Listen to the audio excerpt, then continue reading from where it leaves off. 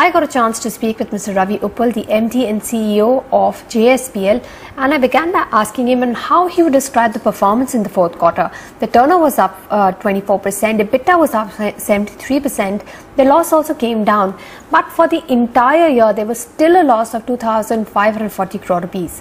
I asked him when could we expect to break even. Well, you know that JSPL during the last 2 years, starting from September 2014, had gone through a very challenging phase. When our coal mines were cancelled, we had to pay a lot of additional cess, and some other also issue came up. And the markets for steel were also going down. The prices were low. So therefore, the 2 years were a very challenging phase for the company. But from the third quarter, the company has started to recover in a very substantial way. And that thing continued through the fourth quarter. And I think we are well on the way to full recovery now. So if you look at our numbers for the Q4, you will see that the EBITDA on a standalone basis is at 20%, and on a consolidated basis at about 23%. And even on a quarter two, just to tell you how the change has taken place, the magnitude of change.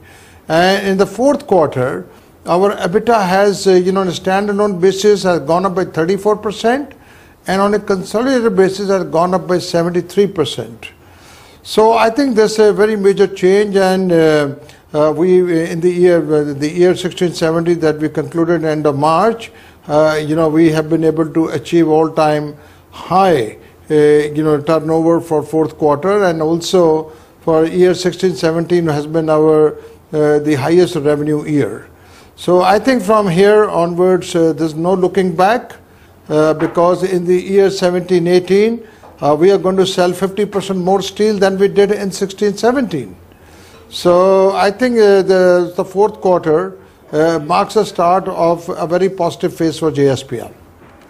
Now, steel production is down 1% and sales are down 7% in the fourth quarter on a year-on-year basis. Was there pricing pressure being seen? No, not quite. Sometimes we change over in the process from one to the other, and that is what could sort of, make the small changes. And sometimes we want to, sort of liquidate the inventory which is accumulated, so we go a little slow on the production. So, we have had a huge focus on the working capital. I'm happy to tell you that in the fourth quarter of last year, our working capital came down by 1,300 crores, which was a great achievement. Our inventory levels at the end of the year were all-time low, and so were the pay receivables. So, if you look at our total sale, JSPL standalone sale has gone up by nearly 14%. And if you take consolidated sale, it has gone up by 24%. So, and EBITDA numbers are there for you to see. On a consolidated basis, our EBITDA is 23%, which is the highest, in our industry. The pellets business has done well, mainly because of a jump in exports. But is this sustainable? Well, yes. Last year our total pellet production has gone up by 46%. From a volume of 4.5 million tons we had in 15-16 to a volume of 6.5 million. And we exported as much as 2.3 million ton of pellets. The pellet market continues to be promising.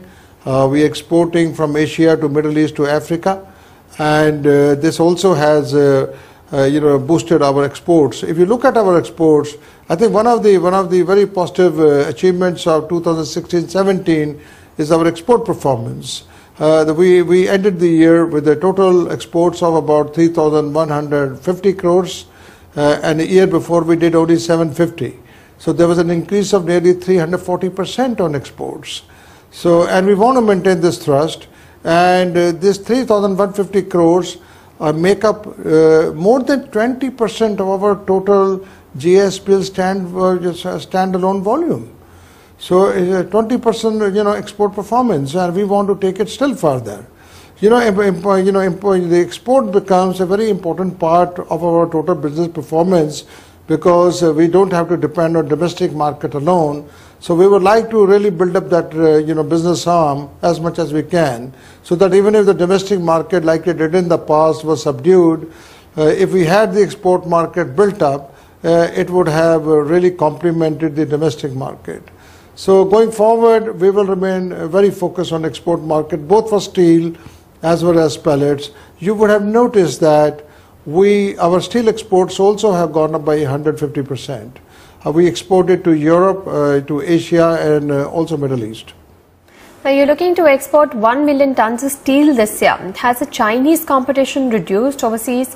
Where are you seeing strong demand? Well, you know that JSPL in export is focusing on the high value grades.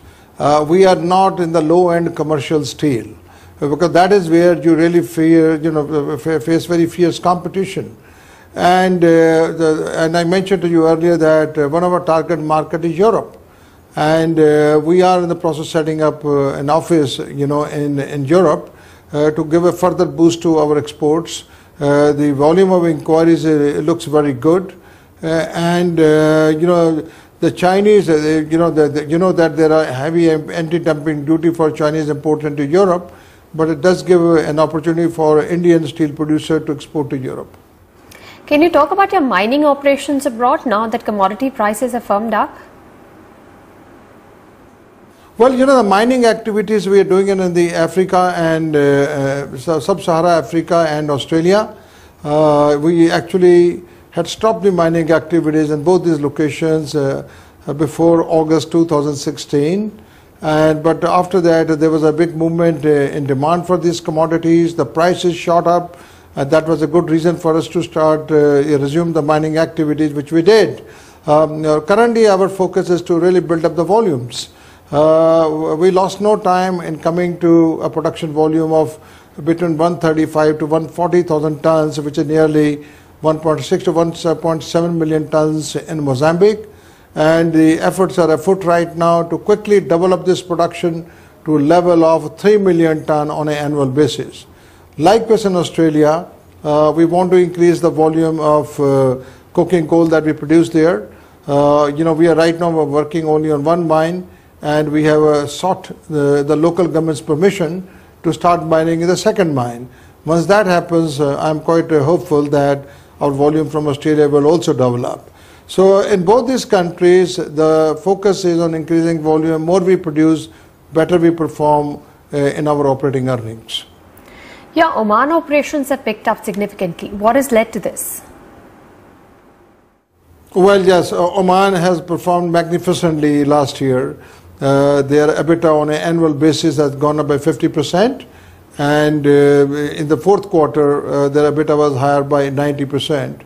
And mind you, they still have headroom to improve. They have become a leading supplier of rebars in Oman. They have also taken a key market share in the neighboring markets of UAE, Kuwait, Qatar, and Saudi Arabia. So, but there is a headroom for them to grow, and the year 17-18, Oman Unit will focus on how to penetrate the other neighboring markets. They are running the rebar plant at a capacity of 65 to 70%. We intend to take it to 90% in the year 17-18. So you can expect good robust performance from Oman in times to come. What was the utilization level across your steel plants in the fourth quarter? Your Angul expansion is now complete, and you'll be increasing production by 50% during FY18. So by the end of FY18, what will your capacity be? Well, our total capacity after Angul gets completed is going to be 7.5 million ton, 4 million ton in Angul and 3.5 million ton in Raigad. So, but Angul capacity will gradually build up as we commission the plant now, where we have already done part commissioning. We will be at a level of 2.5 million ton production for first 3 months. Then gradually by the end of the year we'll take it to 4 million ton. So things are going well, and I'm pretty sanguine that both Angul and Raigad will deliver very good performance in the current year. But sir, can you tell us what was the blended utilization rate across steel plants in the fourth quarter? Well, it was about 80%. But we certainly would like to improve once the Angul commissioning gets completed. We will eventually like to operate between 85 to 90%. Right. Your power business has also done well with the EBITDA up 263% in the fourth quarter. Can you tell us what was the plant load factor? The fourth quarter PLF was about 37%. We definitely hope that this PLF will improve in the subsequent quarters. Although we have done, operationally well, but we feel there's a lot of headroom for us to utilize the capacity. The government has taken, a lot of proactive steps in the recent past by way of, Shakti scheme, other schemes which will improve the overall lot of the power industry.